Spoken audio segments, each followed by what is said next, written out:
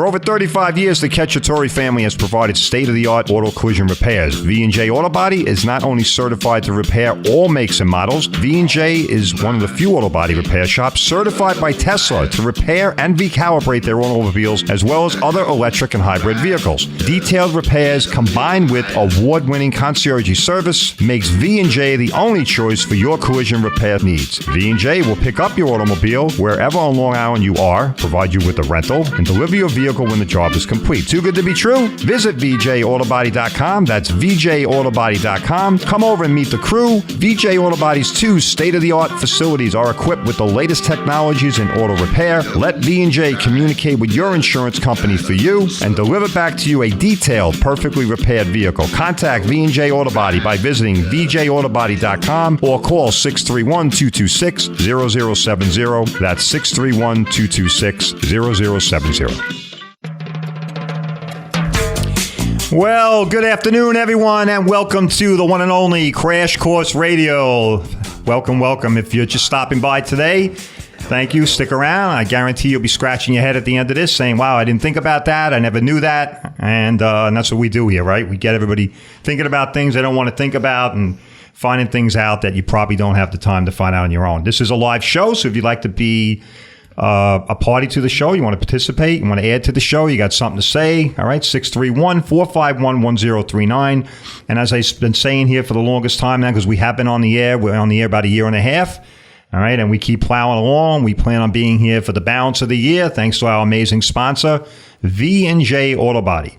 Crash Course Radio, you can find us now, folks, on Instagram, Facebook, Spotify, Anchor, and YouTube. Finally got that YouTube channel up and running, thanks to my amazing social media manager, Anthony, who also doubles as the amazing engineer here, taking a look at us through the glass.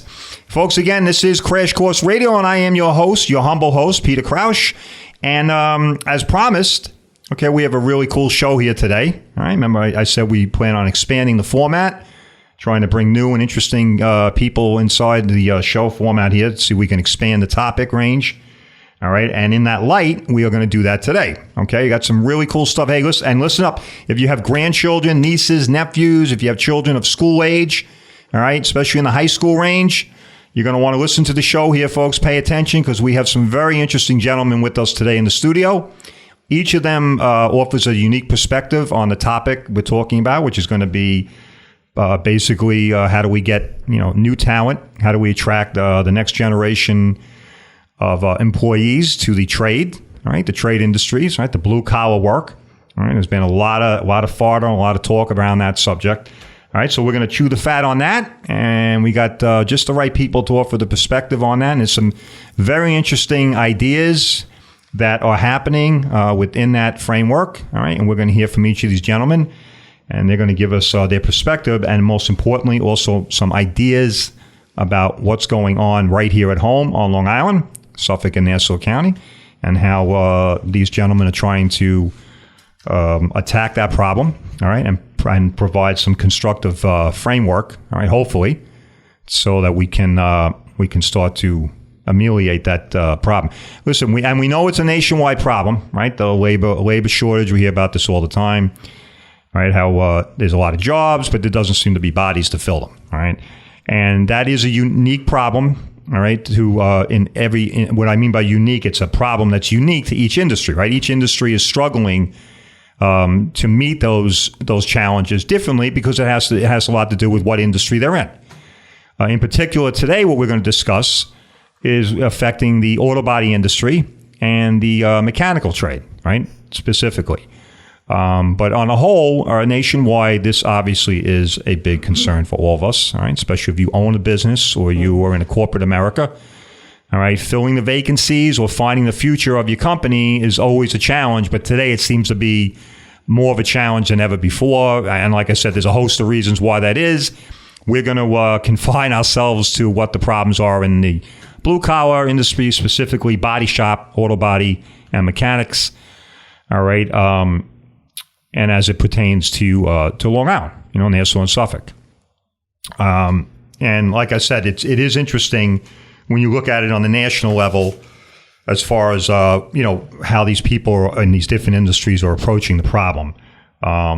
In fact, there was a couple articles that I just picked up. Remember what I say, folks, I read the things you don't want to read, listen to the things you don't want to hear, and then I get here behind this microphone every Tuesday afternoon, which I just love to do, and I communicate that, right? And if you've been listening long enough, you know the mantra of the Crash Course Radio. We're giving you knowledge and information you need and can use, and most importantly, advice you can trust.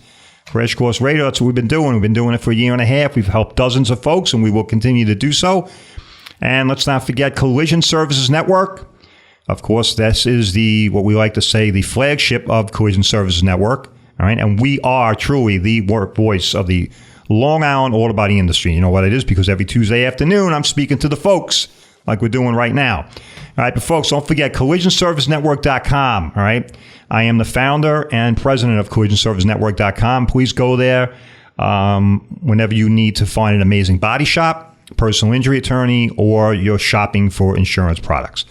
All right, with that, let's get to some of our amazing guests here in the studio right now. These guys are just biting at the bit and salivating here. It looks like I was supposed to put them in cages, but they're just leaping at me here. All right, so we're going to do a round table here. All right, we're going to introduce everybody one by one, and they can give you their resume and tell us a little about themselves and what the niche it is that they're concentrating in within this topic framework today. First gentleman is Brian. Brian, welcome to the show. Why don't you tell our listeners out there who you are, what you do, and how great you are doing it. Well, Peter, thank you so much. And thank you, by the way, for the intro at the end of last week's show.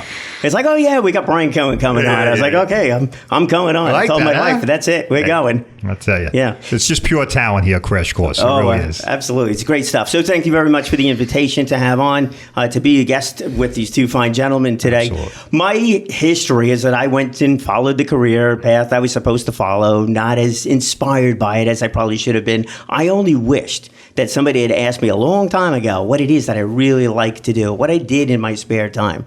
So when I had the opportunity to speak to high school at the high school career days, I've done that. And I asked these students that question. What is it that you do in your spare time? What are you being exposed to that you just truly enjoy? Right. Became a board member of the ECNY Foundation, which Mike Tedesco, who you've had on before. Yes, we had him on. Very interesting gentleman. Right. Also a board member of the thing. So my whole focus in that world has really been to, careers. How do you inspire people to do careers? And any opportunity I got to do that, I did. I also enjoy the microphone. We'll call that the hidden talent, maybe. Hopefully not too hidden. So JVC Broadcasting, the station that we're on, the company that we're on right now, asked me if I wanted to host lead a panel discussion. I said, sure, absolutely. What topic? Up to you. So it's 3 growth opportunities on Long Island: MacArthur Airport, Ronkonkoma Hub, and this idea of Long Island needs a drag strip. Little did I know. Absolutely. Where that would lead me toward. And that led toward the involvement over here with our guests today. And it was through networking events, things like that. I'm out there doing the PR and media for Racetrack Not Street and the announcing out there. And an integral part, as you put it, for Long Island needs a drag strip. Yeah, very cool. Yes, absolutely, folks. You hear that? Long Island doesn't need a drag strip anymore, thanks to, in part, Brian. All right, and his initiatives, because we do have a drag strip. Little did I know. All right, I thought we still needed one. And I'm sorry, and what is ECNY again, Brian? That's Executive Consultants of New York. They, Maria Fry, she does job search, boot camps. I focus more on the high school kids. Oh, and nice. Doing those events. Very good. All right, thank you. And now we're going to go to John. John, welcome to Crash Course Radio. So what's your perspective on things, John? Give us a little rundown of your resume, who you are, what you've done. So thanks for having me on. No problem. I am a technology education teacher. I went to SUNY Oswego, upstate New York. Nice. I did get a 4-year bachelor's degree in technology education. I've been teaching technology in the high school setting for 15 years now. In Oceanside High School, I teach everything from engineering courses. We have 3 engineering courses: an intro to engineering, civil engineering and architecture, and a principles of engineering course, where kids can get 3 college credit for each one of those courses. They can walk away with 9 college credits in engineering. We also have our hands-on classes. We teach materials processing, residential construction, advanced materials processing. We also teach AutoCAD. We also teach mechanical drawing for the initial ways of drawing and getting your ideas on paper. And like I said, I've been teaching high school now for 15 years. And inside that high school setting, it's all about getting these kids college and career ready, showing them what's out there, showing them the different opportunities that they can get into. We teach advanced materials course where over the last couple of years, my coworkers and myself have had different ideas of things to build. 3 years ago, we built a 13-foot speedboat. We just, after kids take materials processing, they say, hey, we want to come back and take it again. So we established an advanced course where you have to, as a prerequisite, take materials processing. So again, 3 years ago, we had the idea like, hey, let's try and build a boat. So we built a wooden speedboat, 13-foot sponsons out of mahogany and plywood, and actually had a 90 horsepower Merc on the thing and gave it a test shot. Then during the year of COVID, we actually had to kind of change the way we taught because we had A days, B days. We had some kids in, some kids not in. We actually did 16 canoes. We built canoes out of wood. That's wild. All the kids in the advanced class got to take a canoe home. All right, all right, folks. We gotta skip to our first break. I tell you, time flies here because we have such a lot of fun here. All right, we're going to come back and continue our conversation with John, and we're going to make sure we get Dave on the podium here to give us his roundabout.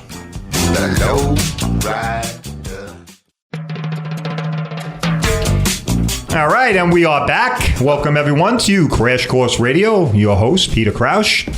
Folks, we are a live show here, so like I said, if you want to participate, all right, if you've got something to add to the conversation that we are having here today with our guest, all right, you can do that at 631-451-1039. That's 631-451-1039. If you have questions for the guests, all right, by all means, give us a jingle, and we'd be more than happy to hopefully answer those questions for you. So we're continuing our roundtable here of our guests and their resumes, so to speak. So, John, you were saying you were building a boat. Interesting. Yep. So I don't think I've met anybody that ever built a boat. That's pretty wild. It was really the advanced materials kids and my coworkers. You know, we all helped, and the kids really did all the work. We kind of just told them and led them away and what to do and how to do it. That's incredible. Like I said, 2 years ago we did the canoes, and then last year we're all into cars and we're all into just everything hands-on. So my coworkers and myself said, hey, we need another big project to do. How do we beat the boat? How do we beat the canoes? And that's when we're like, let's build a rat rod.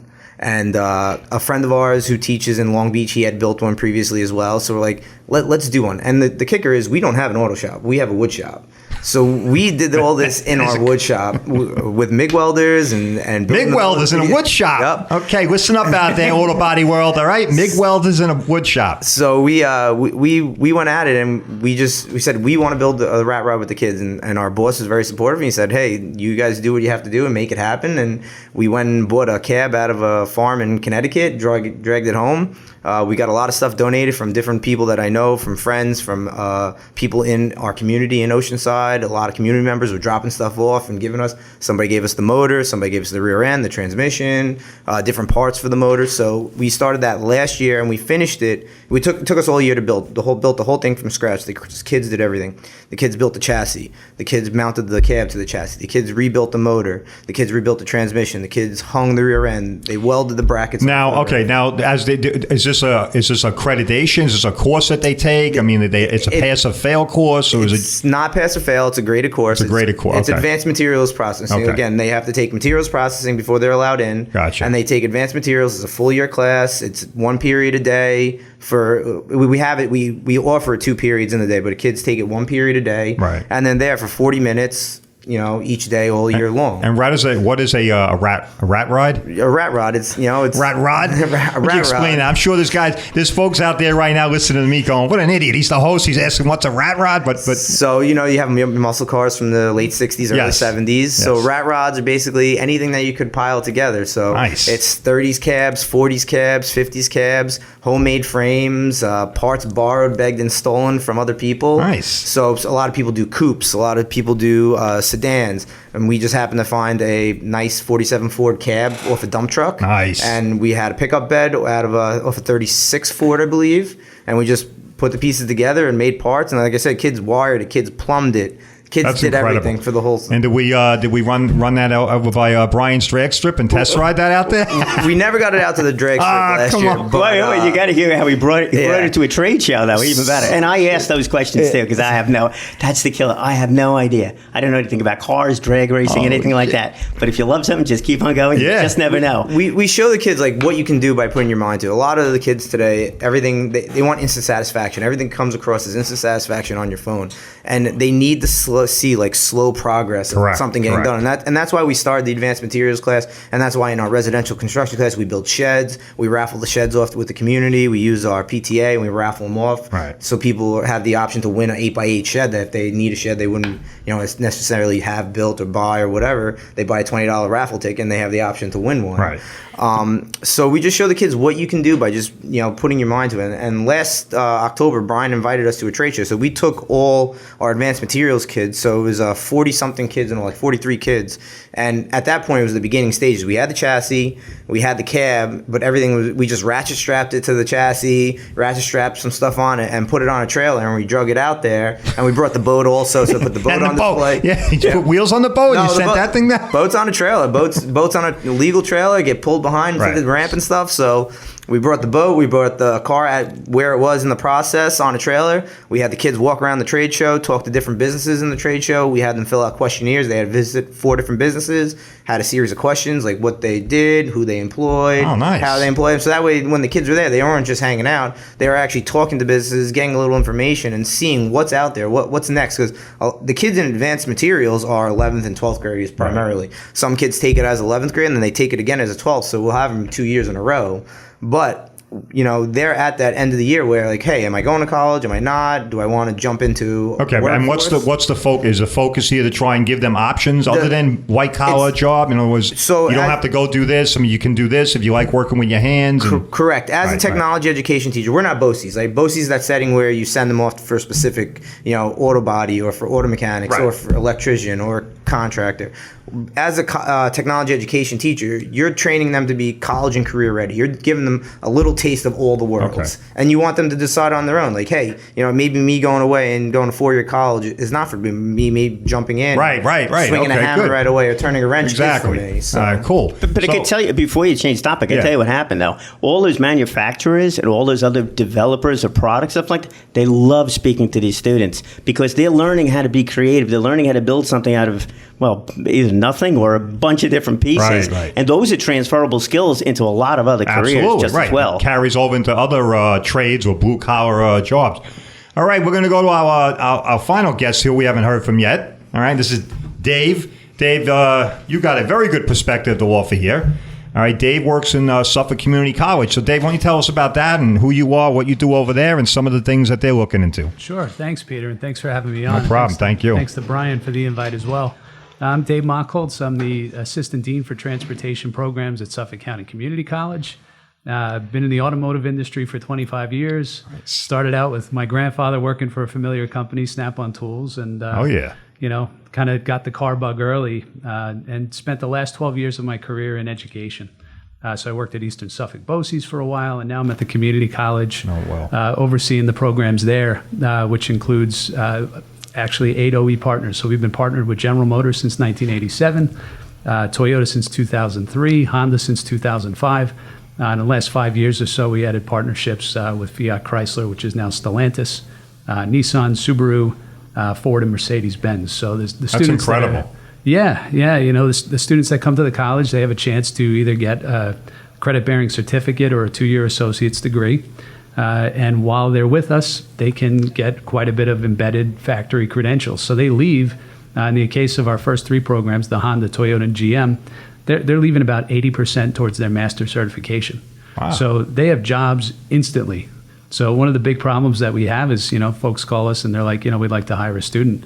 And I usually am telling them, most of them are working. So it's a huge program in terms of interest. We get about 350 applicants a year. We can only take about 140, but we're actually growing the program. We're in the process of designing a new building to be on the Michael J. Grant campus in Brentwood, near the the complex where they have the HIA show. Yes, so that's a plan for the future, and excited to be here. Thanks for the invite. Yeah, thank you, and it's pretty interesting stuff. I feel I love having guests on because it shows me just how uninformed I am, even though you think you're the smartest guy in the room, right? I had no idea that Suffolk Community College was involved with those type of studies with respect to mechanical trades and stuff like that. Now, I, of course, come from the auto body side.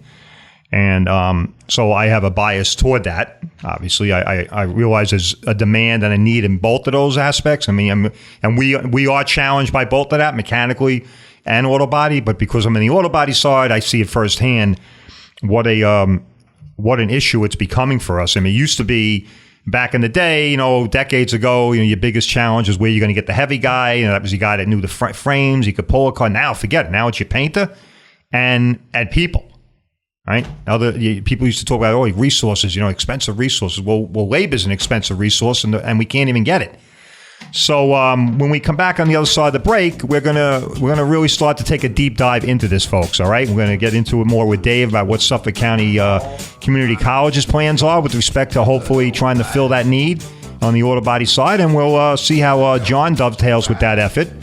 All right, and we'll get, of course, Brian's perspective on everything and round it all out. Sounds like a plan. All right, we will see you folks on the other side of the break.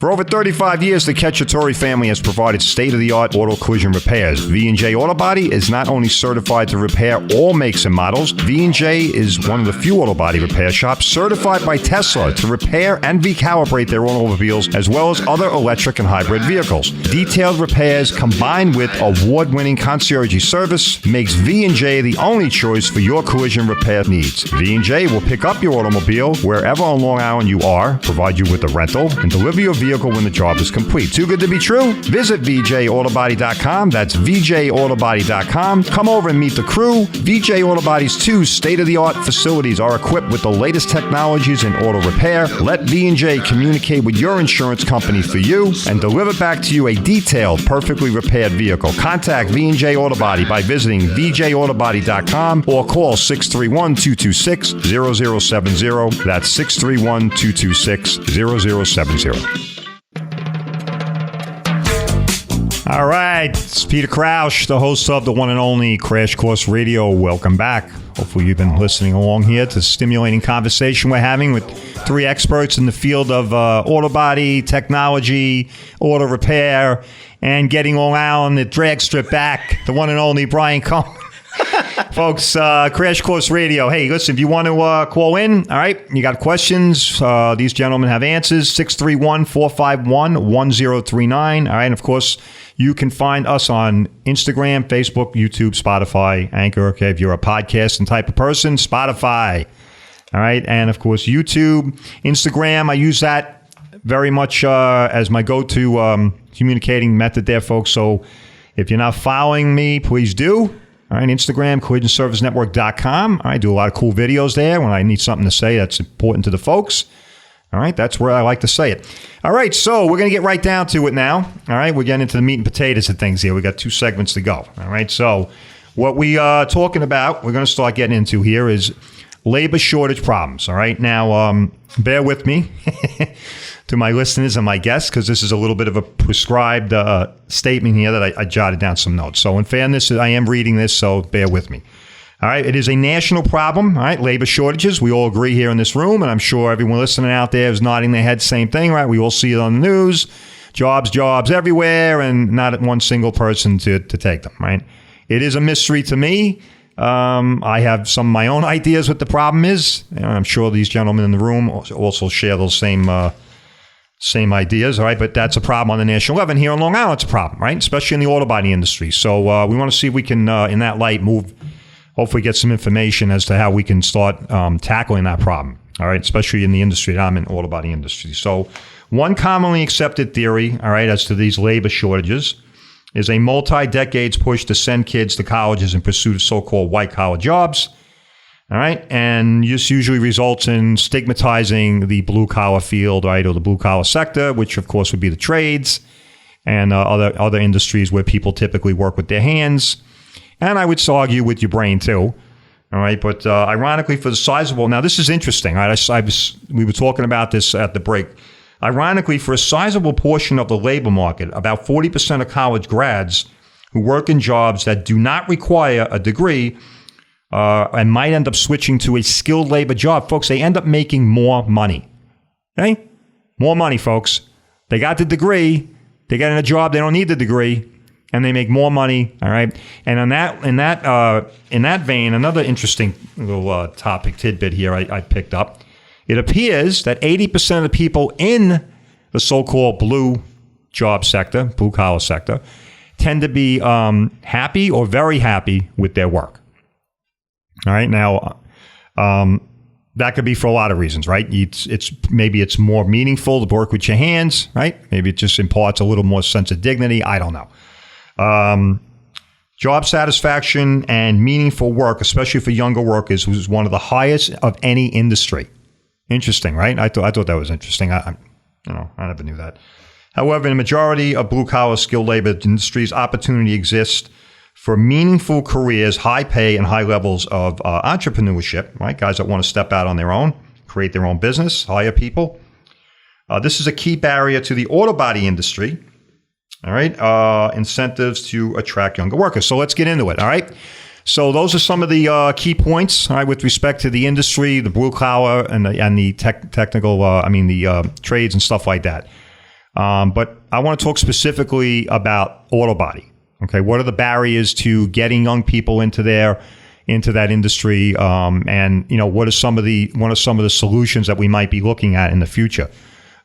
Dave, what's your perspective on that, coming from the college side of things? Yeah, I think you're dealing with a couple of different things. One, as you mentioned, the stigma, right? So a part of the way to kind of deal with a lot of this is to, as an employer, get involved with the local schools. Right. Host field trips, as an example. Show parents. I say parents, not so much students, because parents a lot of times are a key component in the decision of where the students are going to go. But show them the business, show them the high technology, show them the different welding certifications that people might have. As you mentioned at the break, the different steels, the different composites. And from that perspective, seeing is believing, I think, a lot of times. Also, I think showcasing what a competent, certified auto body technician or painter could potentially make. I think what happens, and as I mentioned at the break, a lot of people look at median salary. They look at the Department of Labor statistics. And it only tells part of the story, because there's so many people that are in a service-related part of the business. Right. But if you talk about the highly skilled, the painters, the welders, your frame and chassis guy, the paint prep guy. Yes, absolutely. So, with those folks, showcasing what, someone could potentially make in the industry, I think it's an important conversation to have too. Not that money is everything, but we live on Long Island. Yes. Cost of living here, if you look at it, is expensive. Right. But the reality is, and you could probably speak to this better than I can, I know quite a lot of people in the automotive industry that make a great living. Yes, absolutely. I know some of our techs down in the production shop. I know for a fact. I don't know everybody's specific salaries. I don't own the place, but they do very, very well, with an emphasis on very. Okay, they're very well paid. I know two of the gentlemen are our most proficient techs. They double as frame guys and also combo guys, and they make very good money. Okay, easily 6 figures. All right. So again, there's a little the mystique about how you're not going to make any money, that type of thing there. But from the perspective of what you said earlier, Suffolk County Community, so you said you were looking at building another building, and perhaps maybe scaling that out, and with an emphasis on auto body, because I know you said you do a lot of, right now it's mostly targeting mechanical, and I get that.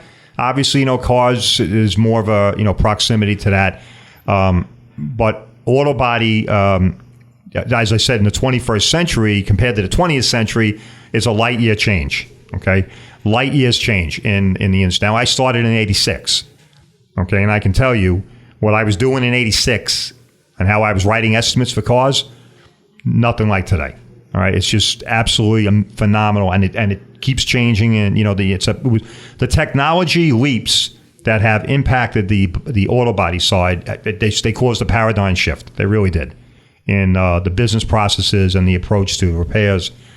So now Suffolk County Community College, they're looking to perhaps move in that direction. Yeah. So give you a little backstory on the history. About 4 or 5 years ago, industry came to us and they said, you guys need more space. We need more people to be able to come through the program.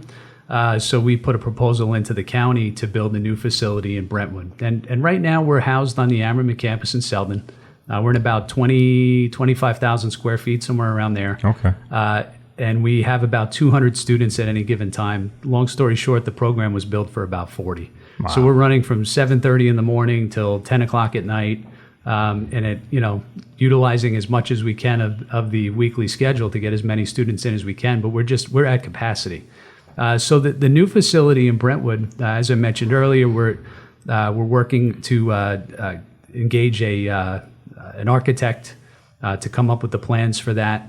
But it was spec'd out and proposed to the county as a 55,000 square foot facility with a 40 bay shop. So that would free up the building that we're currently in on the Ammerman campus to add some new programming. So about 4 or 5 years ago, we did have a preliminary meeting with some folks from ICAR. ICAR, yes, I know ICAR well. Yes. Yeah, and there was some folks, from the local auto body industry here that had expressed an interest. Wow. And at that point in time, we just didn't have the room. So I'm hopeful that, with support from the county as this project moves forward, that we can add programming, and at the very least explore it and attempt to make something like that happen. It's a little bit of a lift, right? We got to get things like spray booths and things of that nature. So and you're going to have to get all the DEC compliance things. It's a real nightmare, without a doubt. But I've seen amazing things happen in terms of getting support from local business and industry, and hopefully we can garner some of that to make it happen. All right. Amazing. All right. When we come back, we're going to continue this conversation. We're going to get John's perspective here on how he thinks the high schools might be able to dovetail on this effort to start getting people interested in the auto body side of things.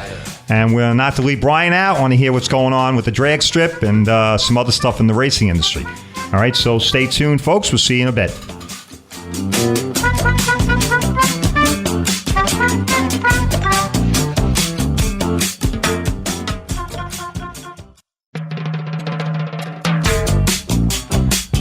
All right, welcome back, everyone. I can't believe it. We are into the final segment here, Crash Course Radio. I am your host, Peter Crouch. Thank you for joining us here this afternoon. We have 3 amazing guests in the studio, and we've been chewing the fat on a lot of things, namely the subject of trying to get fund the future of our employees here on Long Island when it comes to technological jobs, and more significantly, auto body. Right? I mean, that's what I'm in. So.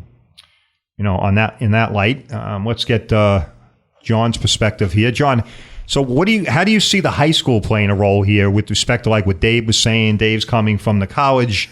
Do you think we can coordinate things a little more, or perhaps maybe do you see the high schools becoming more proactive in steering, trying to open the door to these different programs out of Suffolk Community College and perhaps some other colleges? We always are. So as a technology education teacher, as a tech teacher, we are an elective. Kids elect to take our classes. Right. They don't have to take them. Correct. So we fight with other departments. Art's an elective, home ec's an elective, music is an elective, English has elective classes, social studies. So it's all about trying to get what we do out there and show. And that's why we went for these big projects over the years to kind of show the community what we can do, to show the kids inside the school in that 9 through 12 building, hey, look what you could do inside the classroom here. And like, if this piques your interest a little bit, why don't you come take one of our classes? Okay. So in the high school setting, you're really just trying to get their taste for something that might be in the back burner and what they might be interested in. Like I said earlier, we're all about making them college or career ready. So we're going to drive some kids towards college. We're going to drive some kids towards careers as well.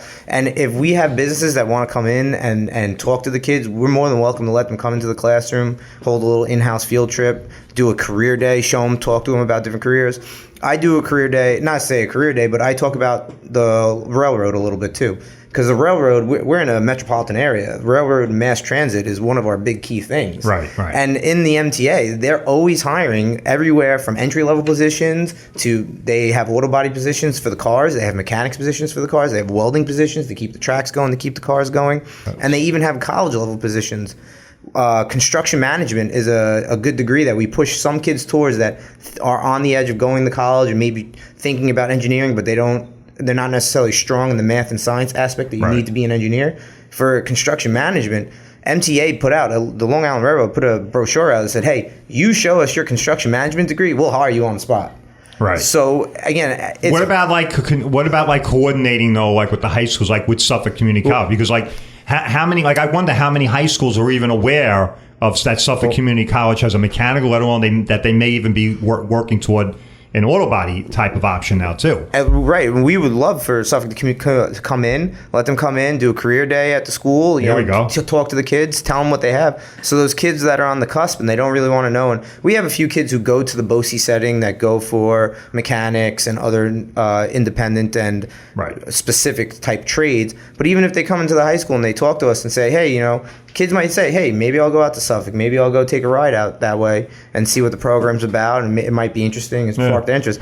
Like I said, businesses, colleges, anybody who wants to come in to give a career day, come talk to the students. We're all about laying them in and talking to the kids and showing them what's your pathway after this. What do you think you want to do? Where do you think you can go? All right. Yeah, because I mean, that's always a problem. I mean, like we talked about the BOCES thing and, and I know that's out there. I did it. I went through it myself. And it's good, but it was kind of like, okay, now you got your little certificate and out the door you go. I mean, there was no coordination with the body shop. There was no intern program or anything like that. You were pretty much just released and good luck.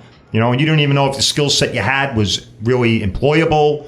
There was, not a lot of context to that. Brian, I want to ask you, so with respect to careers and things like that, like what do you think to incentivize people, both parents, and kids alike? That's a good point, bringing up the parents, because it's a good point, bringing up the parents. Yeah, and of course, letting right? them see what is available and what is not. Look, I followed in my father's footsteps, and he's going to listen to the show. Glad I did, all the rest of that stuff. But I followed in my father's footsteps. I did not follow in my own footsteps. Why? Because I didn't know anything else that was going on except for what he did. So the more career days that take place, the more businesses that show up at these schools, the more John works with these students, not just on the engine or not just on the steel, and not just on the welding, but on the painting and everything else, the upholstery, everything else that goes along with the whole thing in the AutoCAD. The more the students are exposed to different things.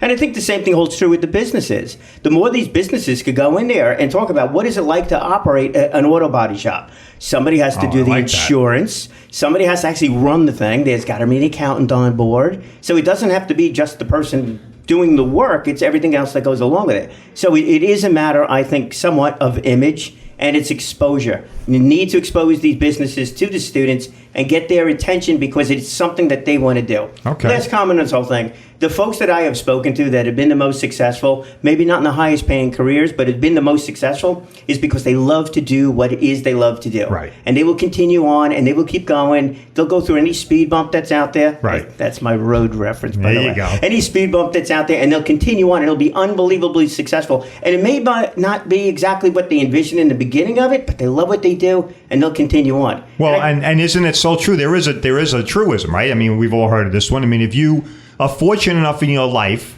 to pursue the thing that you're passionate about or to do what you absolutely love, you may not be rich monetarily, but you'll be rich beyond and happy beyond what anybody else, what most of us would ever be blessed, right? I mean, and I think that's true. I really do. I mean, listen, are you going to become a millionaire? Are you going to be a hedge fund manager working, as an auto body tech or something? No. But if you really like doing that, if you really like working with your hands, and I think something else about this, I mean, Suffolk County Community College, John, I think you'd probably agree with this, Dave, John. What I think it's a great perspective on this, and I'm talking from experience now, from working in a shop now for 8 years, it is so cool, right? Because I'll see this car come in, and it looks like it hit a wall, right? And you're like, oh my God, scratch your head, and I'll write the estimate on it, negotiate with the insurance companies, get the agreed price, and then if there's a supplement, do all that, and you get to see the car coming along, and then it, 30 days later, 20 days later, it comes back to me up in my building for delivery and final prep. And you look at this thing going, wow, that is so cool. If that thing came in looking like a train wreck and is going out looking better than it did because of the amazing work that we do in my shop. So I think that's a great sale and a great perspective, like you're saying. I mean, let's get the body shops out there to the trade shows. Let's get them maybe even to colleges if they have job days. I think that's a great idea. It is. Let's get the body shops all right, that industry responsible for their own future too. Instead of sitting on the sideline. There's 120 plus districts on Long Island, and each one of those districts have a good technology education program in their high school to start at. And there's much better technology teachers than myself that do things out there. I'm friends with a lot of other ones, and I work with 2 great technology teachers. The other 2 teachers I teach with, Sean Michael, Peter Orlando, we all work together great cohesively to get these kids inspired and get them doing something. So do you think that would be something that the high schools would be open to? Like maybe, I don't know how you guys would do it. Maybe, once a quarter or something, have a body shop come in, say, hey, we're going to have, ABC or Tricky Dick Auto Body's going to come down this week, and they're going to, have a couple representatives, and they'll, they like to talk to the students. And those career days that I do are organized by another company. So yeah, absolutely can make that work. Yeah. But the only thing I'll disagree with is the money side of it. Right. If you're that good in doing what you're doing, you're going to build stuff. You're going to fix the car, and all of a sudden it's a couple of cars. You're going to have your own shop. There's a guy I could tell you that started with nothing. He's got his own shop. Sure. He's financially successful as much as emotionally successful. Right, that's what we talk about, right? In the trades and the blue collar side, there's an opportunity for what? Entrepreneurship. Right. You get good at what you do, all of a sudden you decide, hey, why am I making my boss rich? I can go do this on my own. And that's great. That's awesome. It's good for everybody. Yeah. It's good for the individual, and it's good for free enterprise. Racetrack? Racetrack, yes. All right, Brian, give us the update on the racetrack. Since you hinted I was going to be on the show here last week, I'll hit go ahead. Racetrack. So Long Island needs a drag strip, and Racetrack Not Street are the 2 groups that are totally behind this whole thing. It has got temporary approval over at the Calverton facility. There's nice. Cal Park. So the park is up for sale. So if it closes and we can't do it is one thing. So we go to Racetrack Not Street to get the most up-to-date information on it. But it does look like the racing is going to take place August through October. I know the guy's going to be doing the announcing. Yes, that's right. That's me. Nice. Love that microphone. You never know what that's going to lead to. Who knows? Right. But the racing is out there. It's an 8th mile. It's NHRA sanctioned. You got the barriers. You got the fire truck. You got the ambulance. You got all the rest of that stuff. Proper lighting. That's Saturday nights? It's Sundays and Saturdays and Sundays depending on the season. Starting when? Starting in August. In August, and we're hoping to see that rat ride out there. All right, you heard it here. All right, Long Island now has a drag strip. I want to thank my guests for coming on down and mixing it up on a very important topic. All right, folks, everybody have a great week, and I will see you back here next Tuesday.